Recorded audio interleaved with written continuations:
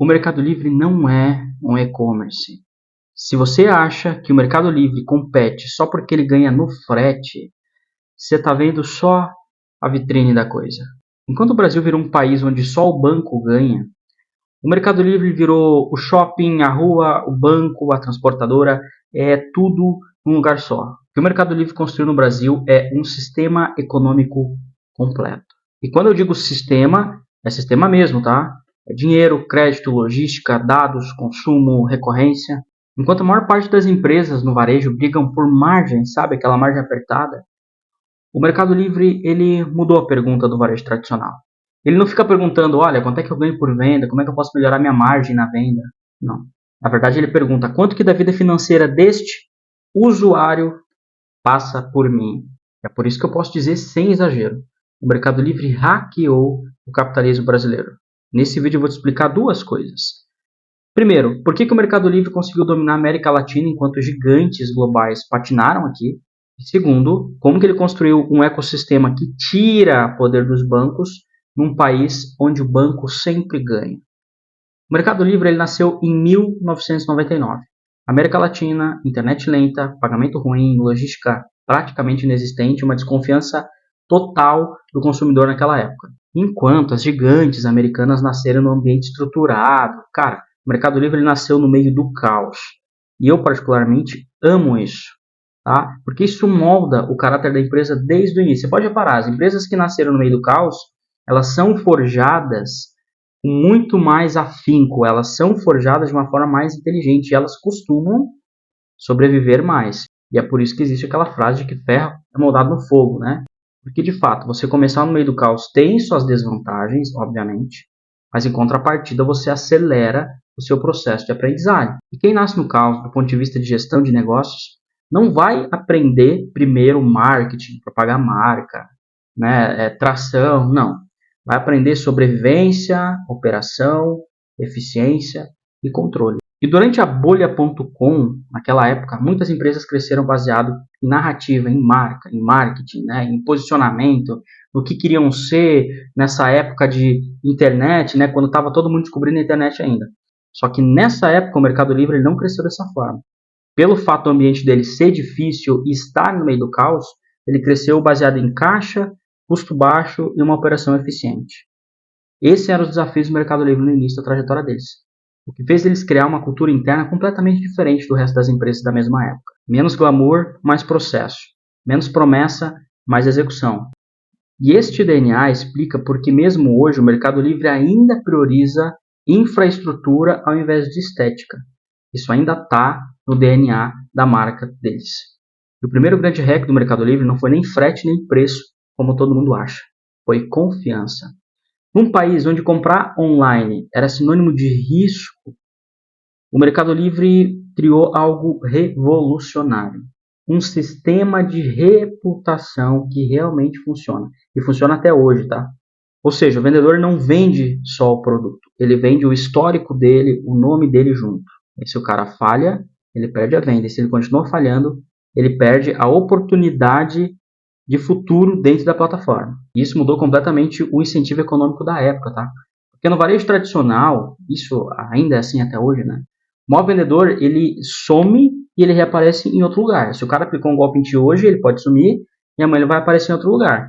E anos atrás, imagina a desconfiança que era quando não tinha internet, não tinha o que tem hoje, que é a Amazon, Shopee, já um modelo de negócio já previamente montado que todo mundo sabe como funciona. Não, cara, era na base da confiança.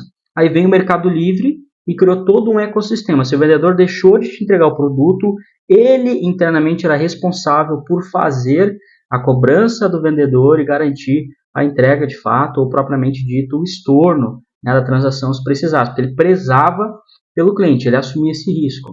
E para prevenir casos como esse, ele foi lá e criou o sistema, né, de avaliação, que hoje parece uma coisa muito óbvia, né? Todo mundo tem avaliação, quantidade de pedidos, foto do produto, mas naquela época, cara, era um mato da internet, isso não era óbvio. E esses caras criaram esse ecossistema. E aí essa confiança acabou virando um ativo acumulado, né? Criou um comportamento de longo prazo dos consumidores com o Mercado Livre. E esse layer de confiança era invisível, né? Ele parece um detalhe pequeno ali na hora da compra, né? Só um pequeno avaliativo ali do vendedor, compras e tudo mais.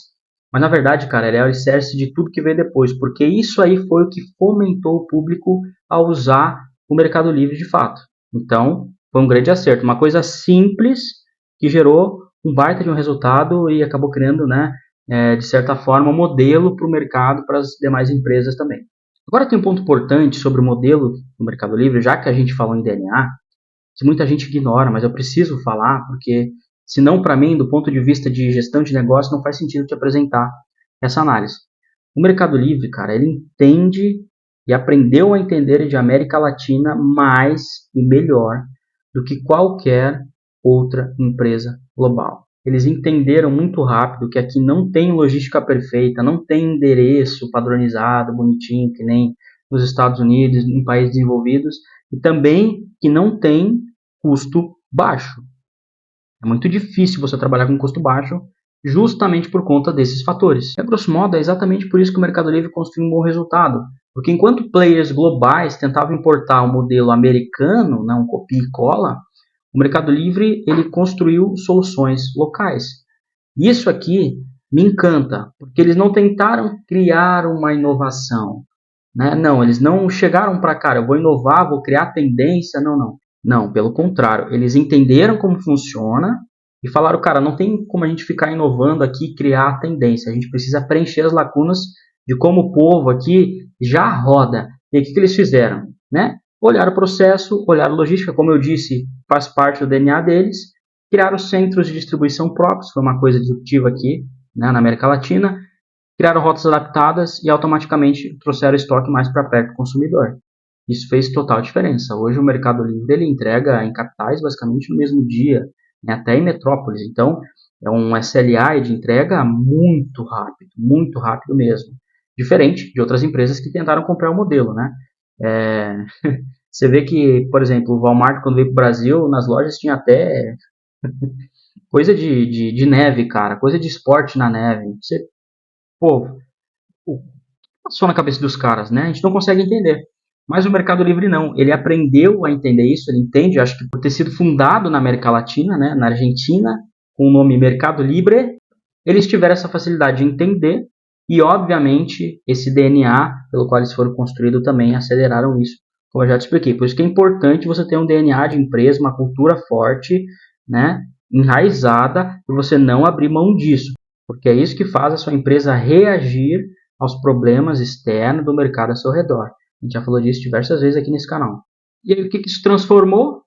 Transformou o Mercado Livre num sistema operacional do varejo latino-americano. E é nesse ponto que a gente começa a virar aquela chave. O que você vê como Mercado Livre, como eu te falei, é só vitrine, é só superfície. Por baixo disso tem um ecossistema completo integrado.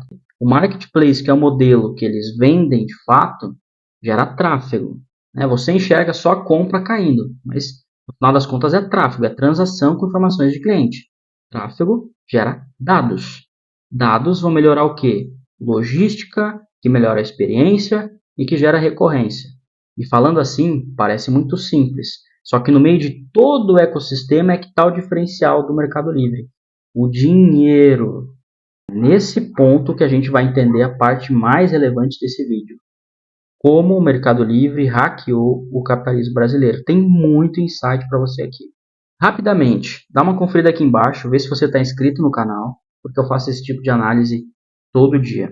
E se você tem empresa, tem colaborador, e o seu time está travado, você virou babá de funcionário, não consegue tirar as tarefas das suas costas, não consegue delegar, você precisa urgente conhecer o nosso treinamento que te ensina a delegar da forma certa, construir uma equipe autogerenciável que performe. E esse treinamento, o link está aqui embaixo ou nesse QR Code aqui do meu lado. E se a tua empresa está travada, você não consegue mais subir teu faturamento e teu lucro, clica aqui embaixo no link e vem para a nossa consultoria empresarial. A gente vai fazer um diagnóstico completo da tua empresa, de todas as áreas, todos os vetores, entender o teu mercado, fazer uma análise de mercado completa, entender os gaps da tua operação e montar um plano de ação para você destravar o teu negócio e aumentar os teus lucros ainda em 2026, no primeiro semestre. Dá tempo, mas tem que correr, porque a gente tem vagas limitadas para a consultoria. O link está aqui embaixo. Agora vamos para a parte mais importante do vídeo. Eu quero que você preste muita, mas muita atenção, porque é aqui que o jogo muda de fato. Quando a gente fala que o Mercado Livre hackeou o capitalismo brasileiro, isso não é só uma força de expressão, tá? É uma descrição técnica do que eles fizeram realmente. O capitalismo brasileiro, o nosso sistema brasileiro aqui, ele tem uma característica muito específica. Quem manda no jogo não é quem vende o produto, é quem controla o dinheiro. Já percebeu? Historicamente, no Brasil, quem controla o dinheiro são os bancos. Juros altos, crédito caro, um spread absurdo. Quem produz no Brasil fica com uma margem apertada. Não é à toa que tem várias empresas, né, quebrando com dificuldade, porque também uma taxa de juros a 15%. 15%, cara, isso mata qualquer margem. Por outro lado, quem financia isso pega esses 15% e acaba ficando com lucro, que são os bancos. Não é à toa que muitos investidores que investiam em negócio, faziam rodadas de investimento em empresas, né, nos últimos anos, deu aquela baixada aqui no Brasil e começou a colocar isso em tesouro direto, porque 15% ao ano, como assim? 12%, 15%? Então, assim, é realmente uma realidade fora da curva, cara. E essa economia aqui no Brasil é bruta, não tem dó de ninguém. E o Mercado Livre ele entendeu isso de uma forma muito rápida e alguns anos atrás. De certo modo, percebeu essa tendência, entendeu como o modelo funcionava e aí nos últimos anos começou a fazer algumas mudanças estratégicas que a gente vai entender agora. E aí tá todo mundo se questionando por que ele virou banco e se ele virou um banco, mas para mim a sacada aqui não foi eles virar um banco no sentido tradicional. Na verdade, eles não são um banco tradicional. Foi muito mais inteligente do que isso. Vamos pensar no fluxo clássico do varejo digital, tá? Fluxo clássico de compra. Você vai lá, compra o teu produto, o dinheiro, a partir do momento que você paga, saiu da tua conta, certo? A partir do momento que ele sai da conta, ele passa por adquirente, um banco intermediário. E aí ele cai na conta do vendedor dias depois. Só que nessa transação, enquanto saiu da sua conta para a conta do vendedor, todo mundo no meio do caminho cobra uma taxa. E aí nesse caminho o dinheiro gera lucro para quem não vendeu nada. É assim que é o ecossistema do varejo tradicional. E o Mercado Livre decidiu atacar exatamente esse ponto. Quando esses caras criaram o Mercado Pago, a ideia inicial não era dominar o sistema financeiro. Na verdade, era para resolver um problema operacional, um gap, uma otimização de processo, pagamento lento, fraude, aprovação de compra, vendedor sem previsibilidade, sem dados, sem nada. Só que no momento que o pagamento passa a acontecer dentro do ecossistema do Mercado Pago, esse dinheiro que corria para de sair do sistema. Entende? Isso muda absolutamente tudo. Eu vou te explicar. Quando o dinheiro não sai do sistema, ele pode ser reaproveitado. Que tipo de reaproveitamento é esse? Tá? Ele pode ser antecipado e tem taxa de antecipação aqui. O Mercado Livre ganha aqui. Ele pode ser remunerado. Ele pode ser usado como laço para crédito. Ele pode dar crédito como um banco para os seus clientes. E ao invés do cliente pagar juros para o banco tradicional e o Mercado Pago ficar só com a taxinha pequena, a margem de venda dele do produto, não, ele ganha em cima dos juros, que, de novo, é como quem faz? Os bancos. E todo esse dinheiro pode ser reinvestido dentro desse ecossistema com inúmeros mecanismos diferentes. Então, no final das contas, o Mercado Livre ele passa a capturar não só a venda, tá? Mas o tempo do dinheiro. E o tempo do dinheiro é o que o banco sempre explorou no Brasil. Por isso que o banco faz financiamento para meses para frente. Porque quanto maior o tempo do financiamento, maior os juros, mais dinheiro o banco ganha.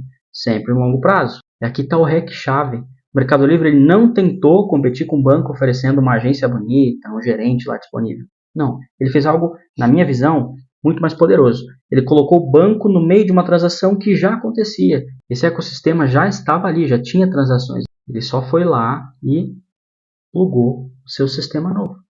E aí, para pensar, cara, o usuário ele não vai no Mercado Pago para abrir conta, tá? Ele vai porque ele precisa comprar, vender ou receber. E aí a conta, o registro dessa conta no banco, Mercado Pago, nasce como uma consequência e não como objetivo. Isso é muito importante porque em termos de gestão, né, de vendas, quando a gente vai olhar para os bancos tradicionais, eles gastam bilhões para convencer pessoas, né, no ano a abrir novas contas. E é aqui que reduz drasticamente o custo de aquisição de um novo cliente para o Mercado Pago. Porque o Mercado Livre, o grupo, ele cria milhões de contas como efeito colateral do próprio varejo, do próprio negócio. Aí você pega isso e junta com dados. O Mercado Livre ele sabe exatamente quem compra, quem vende, quanto vende, quando vende, se entrega, se não entrega, se devolve. Ele sabe de tudo isso. E esse nível de informação, cara, é muito mais profundo do que qualquer birô de crédito tradicional que exista aí pelo Brasil. Isso é puro machine learning e data science, ciência de dados.